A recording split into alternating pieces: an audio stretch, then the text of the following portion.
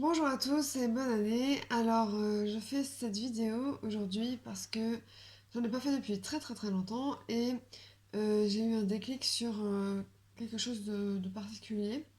Alors, je vais d'abord parler de ça et après parler d'autres sujets un peu difficiles au niveau des maladies mentales. Donc, ce dont je voulais vous parler, c'est la paralysie du sommeil. Donc, moi, je crois que j'étais la seule sur Terre à avoir ça. Ça m'est arrivé pendant plusieurs années quand je faisais des siestes. En fait, la paralysie du sommeil, c'est quand on est à moitié inconscient et conscient. Donc on dort, mais on a les yeux plus ou moins ouverts et on est paralysé en fait. On est paralysé, on ne sait pas comment se réveiller de ce cauchemar, parce que clairement c'est un cauchemar. En parlant avec des gens, j'ai réalisé que effectivement, ça pouvait arriver à plein de gens, même si je pensais que ça n'arrivait qu'à moi. Euh, Ensuite, bon, si je continue sur les choses bizarres, il y a des crises aussi de culogyre. Donc ça, c'est des crises d'épilepsie où les yeux, alors c'est comme des crises d'épilepsie, les yeux remontent et puis ils tremblent et on fixe un peu tout. Enfin, c'est un peu bizarre comme état. Et puis si je veux parler aussi en général de tout ce qui est effet secondaire des médicaments ou effets qu'on peut avoir en prenant des médicaments ou en ayant une maladie psychique, il y a la prise de poids évidemment, les tremblements, les nausées, donc donc j'ai dit la prise de poids ou la perte de poids. Enfin bon, il y a tellement de choses, mais la chose dont je voulais vraiment vous parler, c'est la paralysie du sommeil. Parce qu'apparemment, Kendall Jenner, la demi-sœur des Kardashians, aurait eu ça aussi.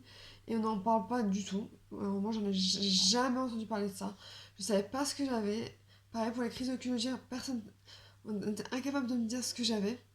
Et pourtant, c'était sur la notice de l'Aldol que j'ai lu 5 ans après. Donc pendant 5 ans, j'ai galéré à avoir ces crises d'épilepsie où je pouvais même pas regarder devant moi. Je tombais à vélo et tout. Enfin, je prenais des voitures, des bus, enfin, bref. Et en cherchant un peu, j'ai trouvé. Et aussi, l'autre chose que je voulais dire, c'est souvent on a des effets secondaires liés aux médicaments et on nous donne des correcteurs pour corriger les effets secondaires liés aux médicaments. Mais changer de médicament, on va prendre un médicament sur un médicament sur un médicament pour toi. Enfin, bref, donc tout ça pour dire que il y a beaucoup d'effets, que ce soit des effets secondaires ou des états ou des. Parce que j'ai aussi vu sur le mur, ça c'était il y a 2 ans, des ombres chinoises de lapin qui sortaient une balle. Apparemment, c'est un effet secondaire du Seresta.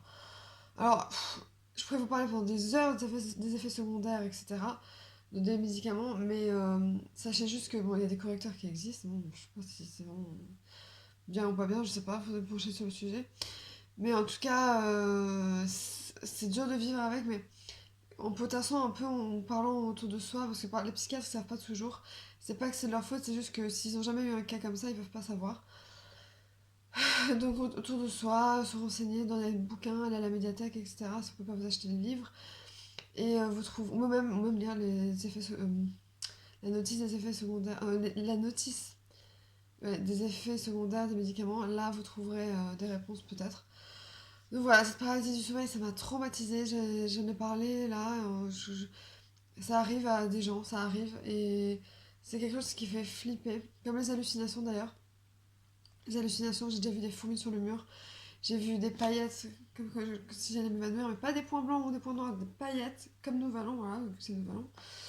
Et enfin, bon, tout ça, c'est très très dur. Là, si je rebondis sur autre chose, je suis au 7e mois de ma grossesse. C'est très difficile, je suis très dépressive, très très très dépressive. Je n'ai jamais connu la dépression. J'ai connu des états mixtes et des états maniaques, mais pas la dépression, et c'est horrible. Horrible, envie de rien, se sentir nul, se sentir à plat, fatigué, triste tout le temps, tout est noir, tout est sombre, tout est. Je vis un enfer, un enfer. Et c'est très difficile de faire cette vidéo parce que j'essaie de me remonter le moral en faisant plein de choses, mais il n'y a rien qui marche. Donc voilà. En tout cas, voilà, je voulais vous partager des choses qui m'ont tracassé depuis des années parce que je savais pas ce que j'avais, personne ne pouvait me dire ce que j'avais. Et là, juste en parlant, ben, on se rend compte que on n'est pas les seuls. Donc vous n'êtes pas seuls puisque voilà, on peut même être enceinte avec des médocs Et je suis suivie de très près, je suis surveillée. Mais bon, je me sens très très mélancolique, quoi. C'est très très dur. Voilà, donc je vous fais de gros bisous et à bientôt. Bye bye.